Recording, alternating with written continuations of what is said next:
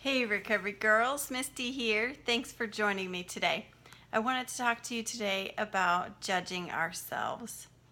Right now, my family is displaced. We are living in this apartment, and we've been here for about 4 weeks. We sold our home and we were set to move in to our new home on a one-day turnaround, closing on both the sale and the purchase of both our old home and our new home. But the purchase that we had been planning for a couple months fell through no fault of our own. It was decisions made by the sellers. It turned out to be this big mess. It was just it's ongoing. We're still working through the ramifications of them not moving out and us not being able to come to terms and move in. So what happened is that my family was, all of the sudden, all of our stuff was on a truck on moving day, but we didn't have a house to go into.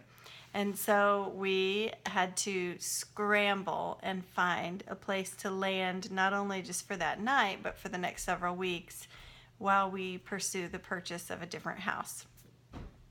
I think God really spared us. The other home we were trying to purchase was a fixer-upper and probably a money pit. It was probably more than we could really take on. It would have been great, and I do grieve the loss of it a little bit. And I grieve the mess that was created because that purchase didn't go through. So now we have another beautiful home. We're really fortunate, and I think this home is going to be wonderful.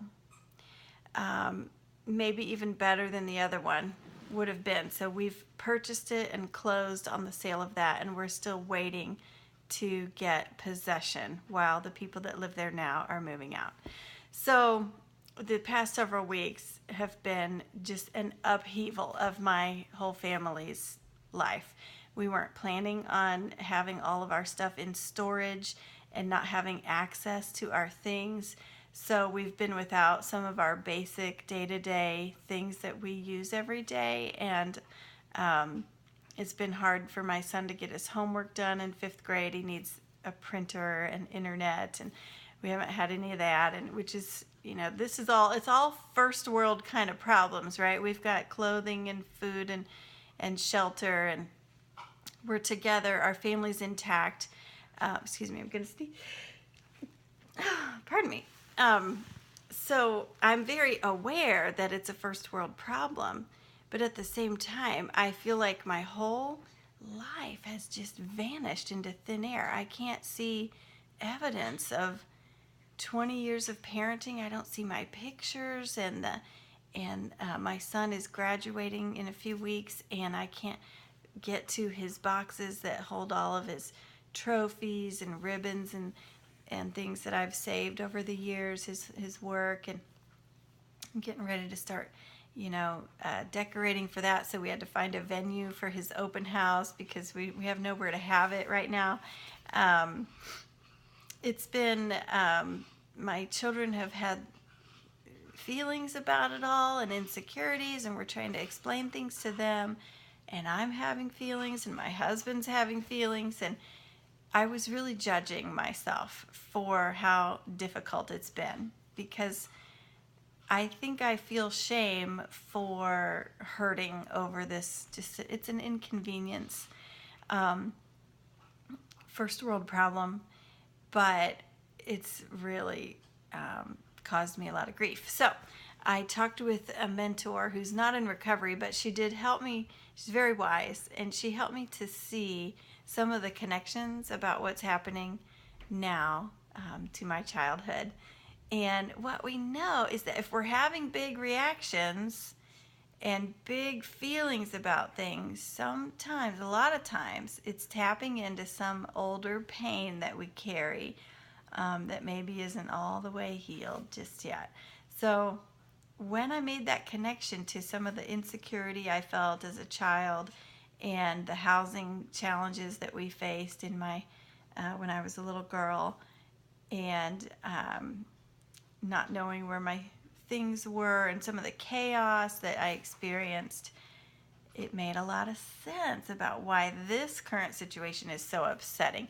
So when I made that connection and the lights came on, instantly I had compassion on myself and less judgment for hurting over the things that I'm hurting over right now. So I hope that if you're facing a very big challenge that is creating some upset in you today, that you might look and try to see what are the connections to some wounds I may carry, and what does God have for me today. I know for me today, God is showing me that He is absolutely providing.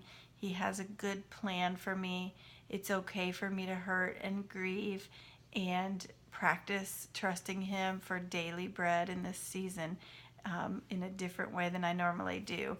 And it showed me that I do place a high value on having my things around me and access to my things. And as a mother, having a nest, it's very important. And that's legitimate. I mean, as a mother, we want to know that our children are secure and settled and that we're going to be okay. So when that's not there, how do I function and how can I keep practicing trusting God to provide for us today? So it's been quite an amazing season. I'm over it. I'm ready to move on, and hopefully that'll be next week. But I just had to share with you. I hope that we can let go of judgment and just be an observer and try to make those connections and then invite God into the spaces where we're hurting and where He has healing for us today.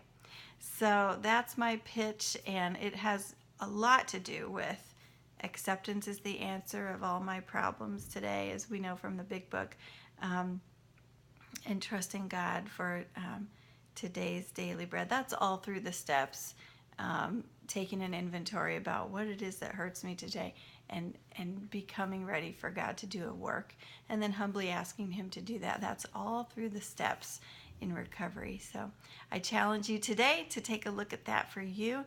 I bless you today. I pray the knowledge of God's will for you and the power to carry that out. Stay the course in recovery. I'll be on it too.